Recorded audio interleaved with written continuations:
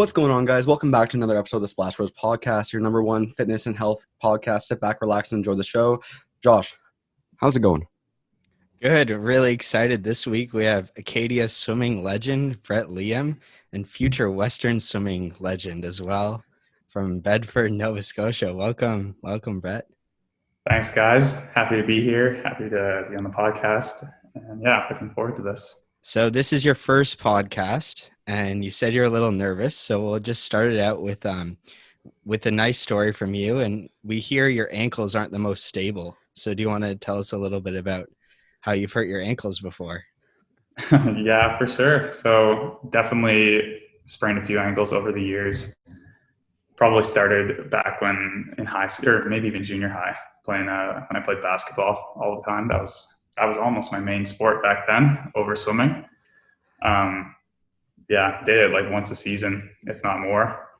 Was wearing pretty much ankle braces the whole time. And so ankles are very weak now. So not great for swimming really, but because you need that ankle flexibility. But yeah, definitely sprained a few here and there in sports, out of sports, everywhere. It just tend to go every now and then. Didn't you sprain one of your ankles at your time at Acadia?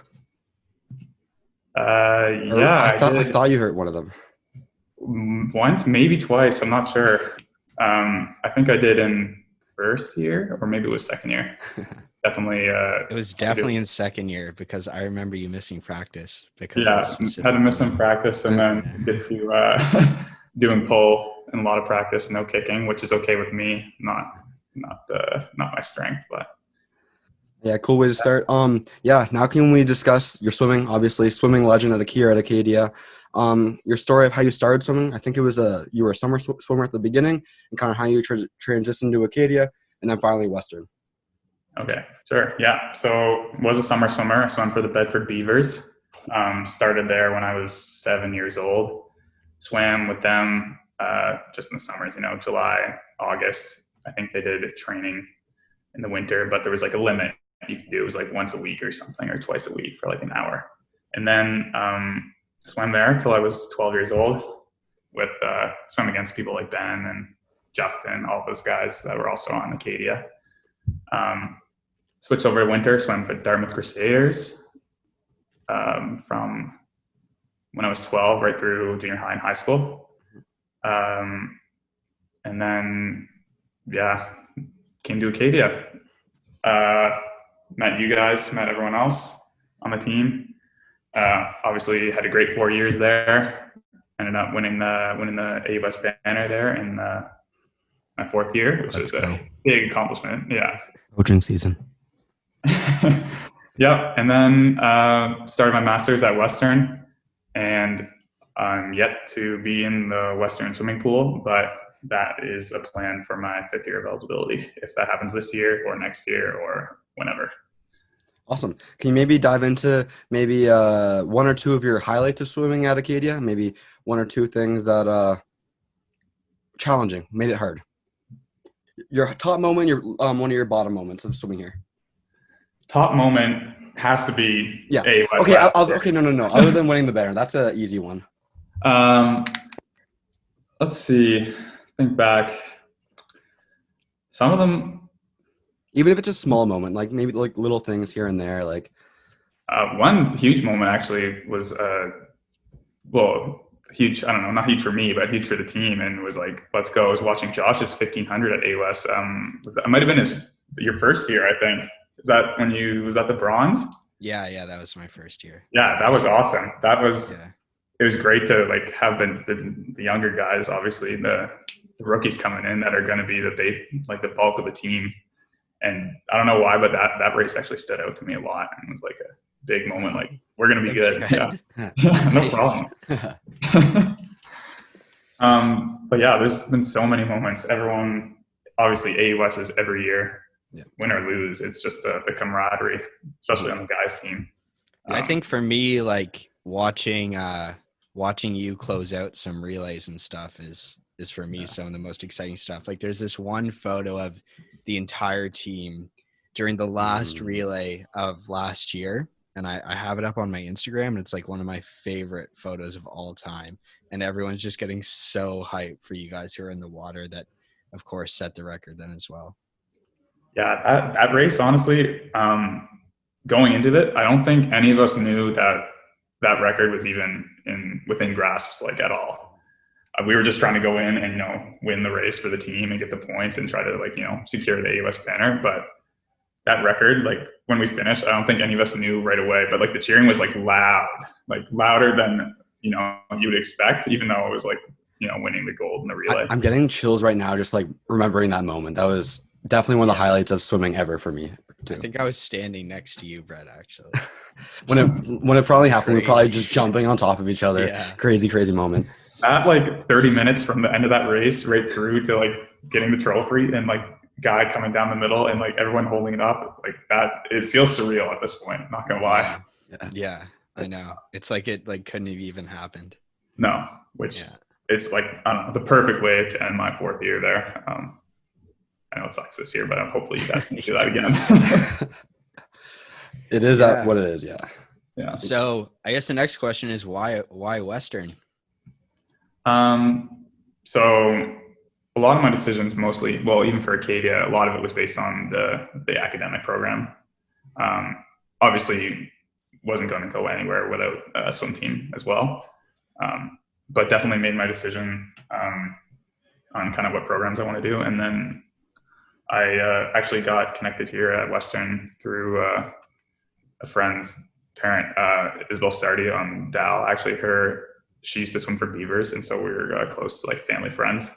And her father's a physics professor at St. Mary's, and so he kind of got me some connections out, and I actually got to visit Western here and really liked the program, liked the campus, and felt like this was for me kind of the same thing what happened when I visited Acadia.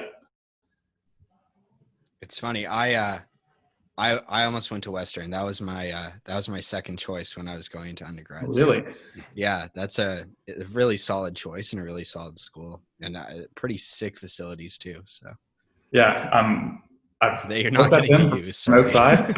They look really nice. Funny thing is, actually, my high school swim coach wanted me to, like, she knew some coaches at some schools that she liked, and Western was one of the schools that she was like recommending for me coming out of high school. Yeah. And so it's funny. Still Paul Midgley, right? Yeah. Yeah. He's Great guy, such a nice from what I can tell so far. Really haven't talked to him a lot in person, but. I mean, obviously we can't dive into too much on the swimming because you're not swimming right now. The pool's closed. But how is a master's program compared to an undergrad? It's going good. I'm in medical biophysics here. Pretty much all online now, which is probably the same everywhere, I guess. But it's going good. It's a lot more independent and individual. Like, you do work on your own, which I mean, I guess is everything now, but even more so. It's like I'm only have 2 required courses, and I'm in the 3rd one actually, just to kind of help increase my knowledge on some of this stuff. But it's really not like, weekly assignments, like all about the marks, like midterms. Like I haven't done a midterm since I've been here. It's very much about the learning, a little bit, presenting your research and stuff like that. And the program I'm in is also research-based, which it kind of ties into the less courses. And that's why it's a lot more individual-based. So what are you kind of looking into in your research? So the research project is we're looking at functional connectivity in the visual area of the brain. And we're just going to be trying to map it on a layer basis within the cortical layers. So it's going to be basically done by like measuring the signal, the neural activity, using the bold signal, which is the oxygen level dependency in the blood as it moves around the brain. And that's what the fMRI can actually pick up. And so then we'll use that to measure the neural activity and then hopefully be able to map it within the layers of the brain. And the layers actually can help me determine which direction the signal is traveling. And so basically, just mapping out the signal, and it's going to be for a better like understanding of how the brain communicates with itself and actually the signal travels around, because it's pretty unknown at the time. And we chose the visual area because this is like a pretty well-known area of the brain, or easier to dive deeper into for a first look.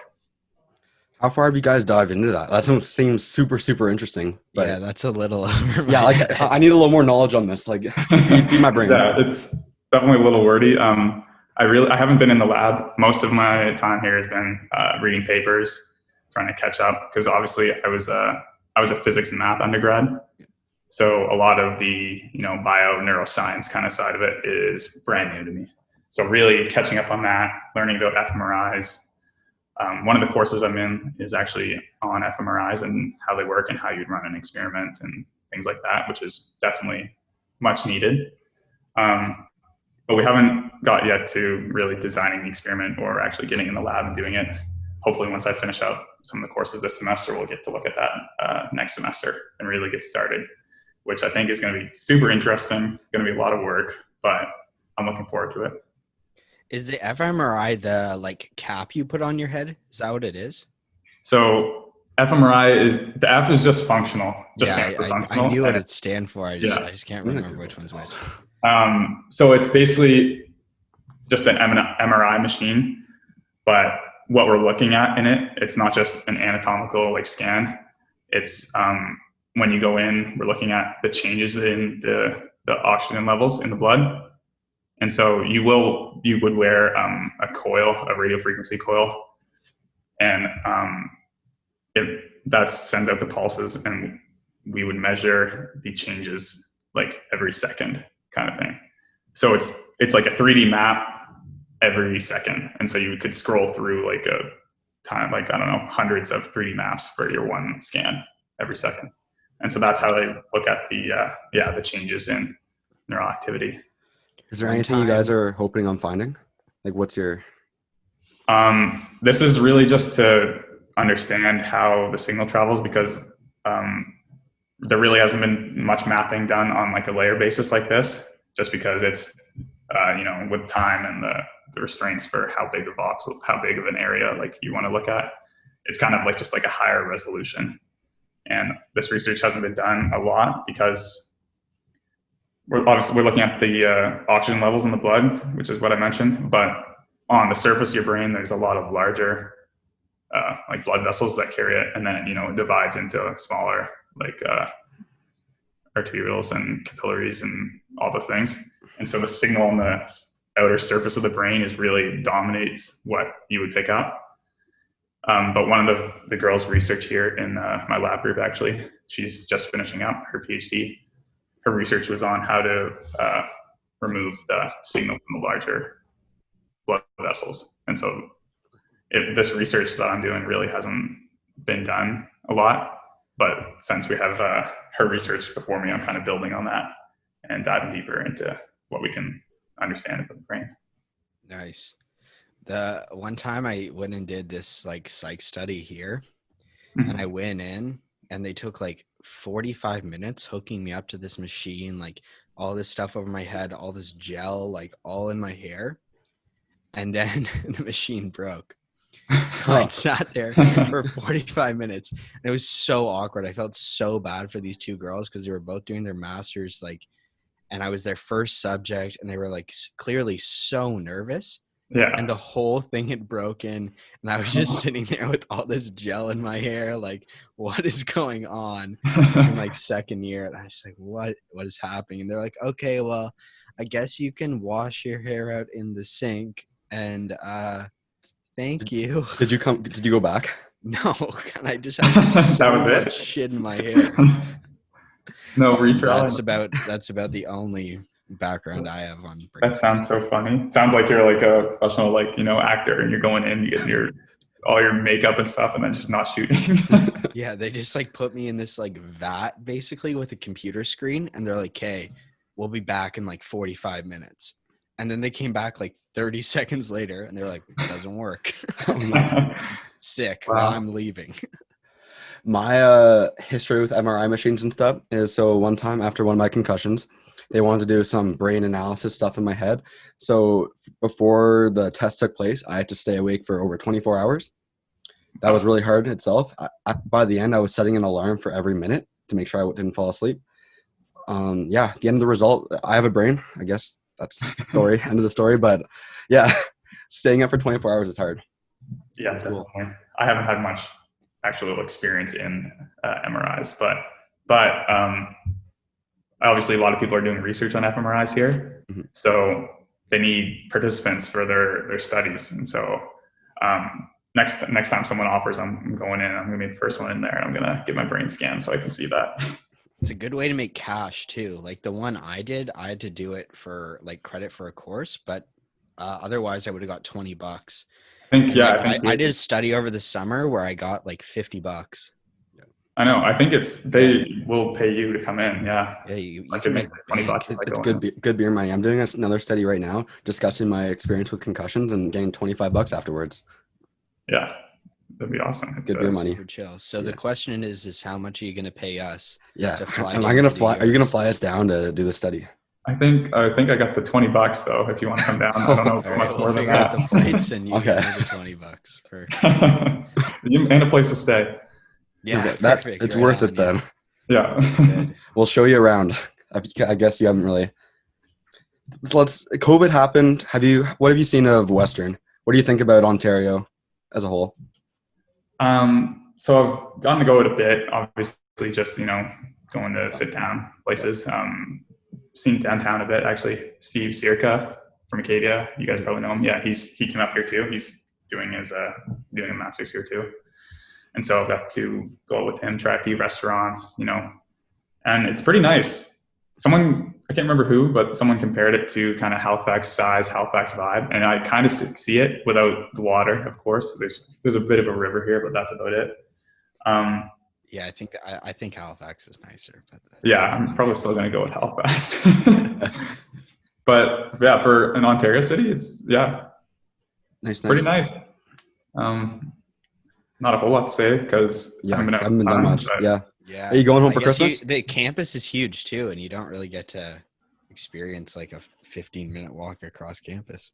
Yeah, I haven't gone in all the buildings, but I've done my walks around campus, and it's big. I remember when I visited in January, I wanted to check out the athletics complex and talk to Paul, just to get a gauge on if I'm coming here or not and what things would be like. And then I was going to walk back to the lab where I'm supposed to work, and it's on the other end of campus, and it takes 10 to 15 minutes, which is I'd be all the way across Wolfville, if not further. Yeah, by that the time. campus physically is bigger than Wolfville for sure. Yeah, it's massive. You're on the far side of campus, and you think, oh, I just got to walk across campus, but it's 20 minutes. This is one of my complaints with the culture and everyone's thoughts here in Wolfville is, I live here in Marshawk. So most people live, Main Street a little farther down. People think the walk to Marshawk, if I want to have people over, is too far of a walk. But of any Ontario university or any normal size university, that's a normal walk. You got to walk 10 minutes to go anywhere. So it is too far. No, stop. It feels far to Acadia, but now no, that's the thing. It's weird. Anywhere else though, it's not far at all. I don't get it. If I go over there, I stay over there. I just sleep over. Sleep on my floor. Yeah, I walk to Steve's place. It takes 30 minutes. Yeah, that. And I still do it sometimes. Yeah, see? Yeah, I don't know. Maybe it's just the vibe you get. Once you get there, you're settled in and you're going from, res to meal hall to res to down the hill, and that's it. You just get so used to it. Yeah. Do you have your own place or are you in res? I have my own place up in an apartment. It's pretty close to campus though, because I didn't want to be too far for nice. Early mornings for practices. But they don't have 6 a.m. there. No, it's not as early. I know. It's that nice. is one of the big selling points. I saw the training schedule, at least the one he gave me from last year, and it looked pretty good. I don't think anything was earlier than 7 o'clock. No. Before our call, you talked a little bit about these online gym sessions you guys have been doing. Can you talk a little bit about that? Yeah, for sure.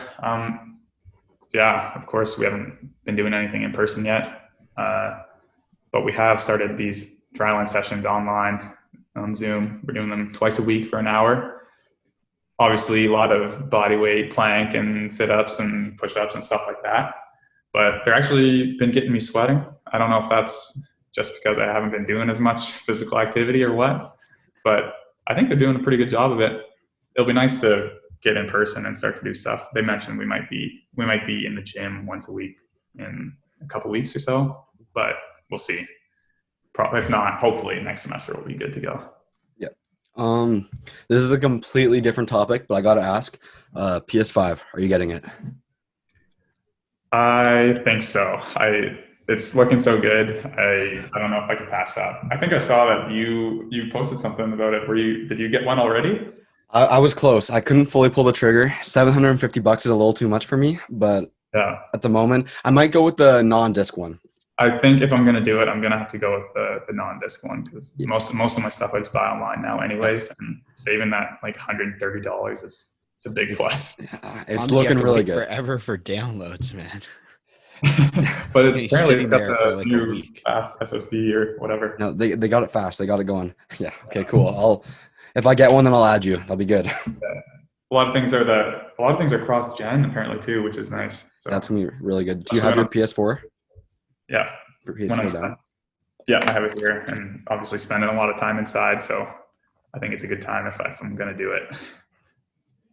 Yeah, fair enough. I feel like they've really nailed it on the release date of this year. Like, Yeah, right. I guess they probably could have gone a couple months earlier, but No, it'll be the same thing. So. Obviously, business is going well because I think they've been sold out immediately, or pre-order sold out, and then they've been sold out ever since. Yeah, I was getting in queue for my girlfriend's little brother, trying to get one for him. We had me, my girlfriend, then her both her parents on the computers trying to get him one, and we were only able to get on one of the computers. On all the websites, sold out every single one. Websites crashing. We're so lucky if you're able to get one. It's crazy. Wow. Yeah, I know. It's kind of hard to believe it's that in demand. I mean, I know people want it, but yeah. I mean, it's better than the Xbox. No one's going to get that. So, yeah, apparently. Let's dive back into a little bit with the Acadia side of things, Acadia swimming. Mm-hmm. We just had a practice today that's a very much Acadia swimming kind of practice. That's the best way I can describe it. Okay. In the pool, right? You guys the pool just got filled. Swimming. We're in the weight room. All the athletes are in the weight room right now. We don't really have the same kind of team sessions, but you come in and there's 12 people in the weight room at a time. Okay. And there's just sessions all day and stuff. So it's Cool. it's pretty normal here, to be honest. Like, there are some days I completely forget there's a pandemic. Yeah, that's good. That's kind of what I felt like in the summer when the bubble was holding like real strong, and you could go out to bars and stuff and sit down and have a drink or whatever. It felt normal-ish. It was scary, not scary. Today, walking from our pool to the change room, I forgot to put on my mask just because everything feels normal. Josh had to tap me on the shoulder and be like, "Brett, put your mask on." I was like, "Oh, forgot we had to do that." Right? Yeah, definitely. No, it happens. Yeah, but that's not what it's like for you, I guess. So. No, bit more masks. Way stricter all the time. Yeah. What are you doing for Christmas? You staying there, going home? Christmas, I'm actually coming home. Since I'm all online, I decided I can come home early and do the 2 weeks quarantine. Yep. Before Christmas, and then actually still have a little bit of time to not just be sitting in my room. Yeah. So I'm actually coming home. I think I leave here December 3rd, which seems really early. It's only like 3 weeks away. Yeah, it's really soon. Yeah. No pressure or anything, but New Year's Eve in Wolfville, you should come. Yeah, for sure. I didn't know if I was going to ask you guys, are people staying in Wolfville because of the bubble? I know it would be tough to kind of get back in after and do the isolation like during classes and stuff. Yeah, so I'm going home. I'm going home December 4th, so I guess we're overlapping. We won't be able to see each other at all. Yeah, just missing each other. But Josh can touch on. I think everyone's staying. I'm not going home this year. Actually, a fair amount of the guys are not going home. Yeah, that's very fair. My family's actually coming down here, so they'll get here early December, do their 2 weeks, and then their 2 weeks ends on the 23rd. So then I'll go down to they're at a cottage in Chester, and I'll just hang out with them there. Nice. And then come back here after Christmas. But yeah, so I know like Benito's not going home either. Okay. Nice. Well, yeah, I'll definitely yeah, I'll definitely see you guys then. It's kind of nice to get if you have to do the 2 weeks, it's kind of nice to do it on the front end. Yeah. That way, And it's kind of nice that you won't like have to do the 2 weeks going back to Ontario. yeah, once I come back, I'm back and just back into regular Ontario life. Yep. I was scared to bring this up. This is why before the podcast started, we said anything off limits. Do you want to touch on your good friend Liability Liam? What? Yeah, sure. I want to give me one good Liability Liam story for us. Liability Liam story. Probably one that comes to mind first is me and Riley Baker, obviously on the AKA swim team. Just got a little bit too into the giving each other chest bumps. And this is actually on Josh's back deck. Yeah, just got a little bit too into it. One more time. All of a sudden, I think I flew in a little bit too hard. Even though he's a big guy, got him off his feet, knocked him over onto the bike. It's a great memory, but yeah, maybe a little bit much of a liability. Like totally mangled on the deck. And actually, the girls had a thing the other night, and you know the swing that's back there? Yeah. Yeah, it's totally destroyed. What? Yeah, it's in like 3 different pieces. Wait, what? No. Yeah, I'll send you a picture later, Brett. The hammock couch. That was the classic spot. Yeah, that was the classic spot. Awesome. Yeah. Anything you want to touch on, Brett? Add on to? Not in particular. I mean, it's just good to catch up with you guys. Yeah, it was awesome. It's been too long. Josh, what about you? No, I'm happy, and I'm happy that I'm going to see you over Christmas. And thank you so much for your time. I know you're busy with your masters and everything, so we really appreciate you taking the time to come on here. No, thanks. Yeah, it was my pleasure. This is great. Great first experience for a podcast. Yeah, we'll have to have you on again sometime. Yeah, once you're back. I'd love to. I'd be down. All right, guys. Thank you. That was another episode of the SplashBros podcast. If you can, drop a like, comment down below any questions you may have. If it's on Spotify, Amazon, YouTube, wherever you guys watch your podcast, make sure you share it with your friends.